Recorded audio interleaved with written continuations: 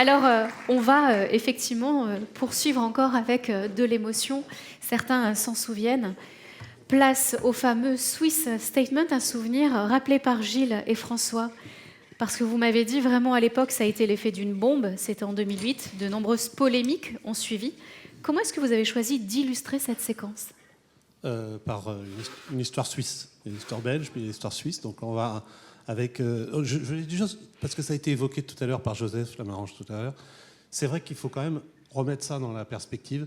Donc 2000 provinces de racailles à l'époque, vous savez, on plaisantait, parce que c'est l'époque où Sarkozy plaisantait sur les racailles. Donc chaque fois, on montrait la diapo, enfin bon, vous vous rappelez de ça. Et 2000, donc là on est en 2008. Et je vais juste donner un seul chiffre que vous pouvez retrouver, parce que je ne fais pas de la pub sur VIH.org, je vais me faire engueuler.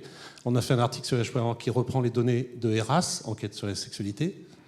Combien on retrouve dans l'enquête ERAS d'utilisation du TASP en 2012 ? 0,6%. C'est-à-dire qu'on a encore beaucoup de route à faire pour en faire implémenter. Et là, on va vous raconter l'histoire grâce à Bernard Hirschfeld. Voilà, ce qu'on a voulu, c'est retrouver les acteurs, donc les Suisses, avec leur accent, de l'époque, qui racontent leur propre histoire du Swiss Statement à l'époque et aujourd'hui, vidéo.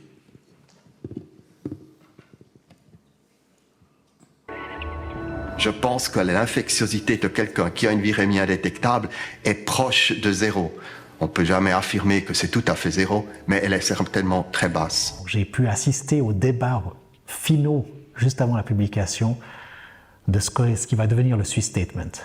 Et en fait, les experts suisses, que ce soit des 5 universités et aussi de Saint-Gall, décident en fait de dire dans un article publié dans un torchon jaune qui est lu que par les médecins suisses porteurs d'un titre FMH, de dire en fait qu'une personne qui est traitée efficacement, dont la charge virale VIH est indétectable, ne transmet pas le virus. On ne s'attendait sincèrement pas à ce que ce soit une telle bombe sur le plan scientifique et sur le plan politique en Europe et dans le monde.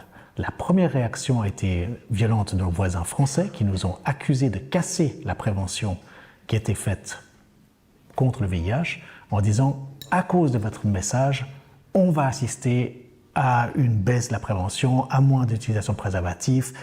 On était vraiment pointés du doigt comme des gens dangereux. Il y avait besoin d'autres moyens de prévenir le VIH que d'utiliser le préservatif. Et ça m'a toujours semblé une évidence que le traitement était ce moyen.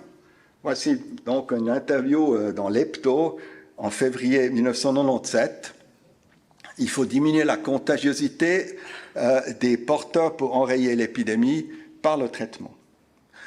Bon, il y a une longue histoire, on en parlait un petit peu, on en parlait de plus en plus, jusqu'en 1997 qu'on avait décidé de dire en public que les personnes qui étaient traitées et où on ne voyait plus de VIH dans les sécrétions génitales et dans le sang n'étaient plus contagieux.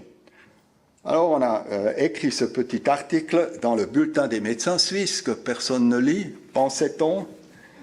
Mais en fait, cet article a causé un grand nombre de réactions.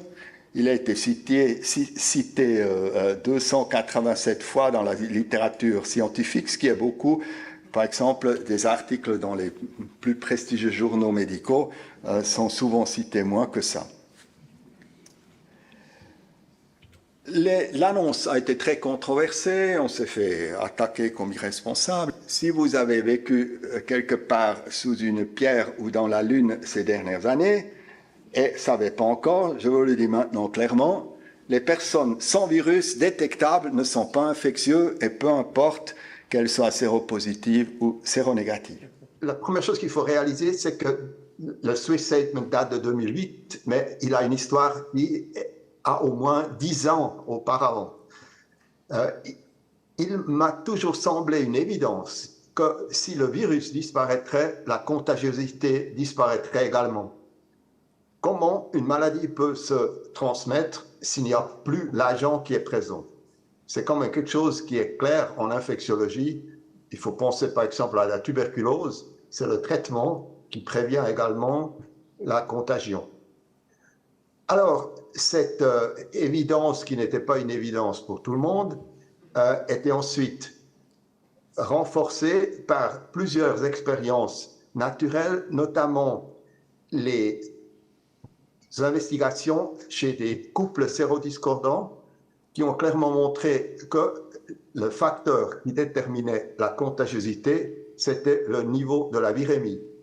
Et puisque les trithérapies font baisser la virémie encore beaucoup plus que les variations naturelles, ça renforce évidemment l'idée que sans virus détectable, pas de contagiosité. Alors ensuite, on a décidé, après 10 ans, bon, il faut en parler en public. Et ça ne sert à rien de garder ce savoir pour des experts et puis ne pas en parler. On s'est rendu compte qu'il y avait un investissement émotionnel et professionnel dans la promotion du préservatif.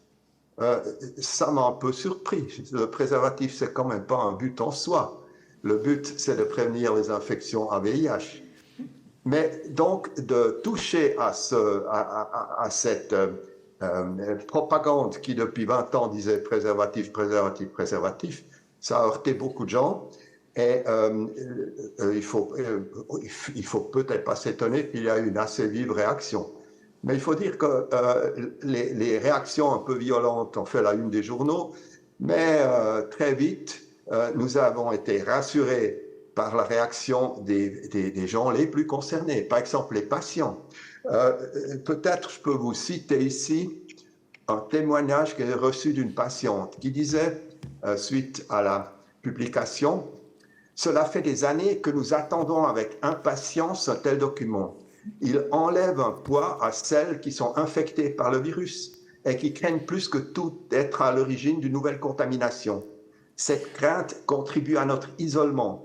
Connaissant l'effet préventif du traitement bien conduit, nous serons doublement motivés à prendre nos pilules et nous lutterons avec une détermination renouvelée contre les discriminations dont nous faisons l'objet. » Alors, je crois qu'il n'y a pas grand-chose à ajouter à cela.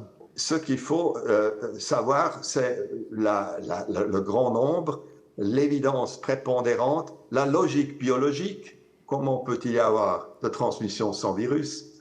Et c'est sur cela qu'il faut s'appuyer si on veut faire une campagne de santé publique raisonnable et efficace. Bravo, messieurs, pour ce témoignage.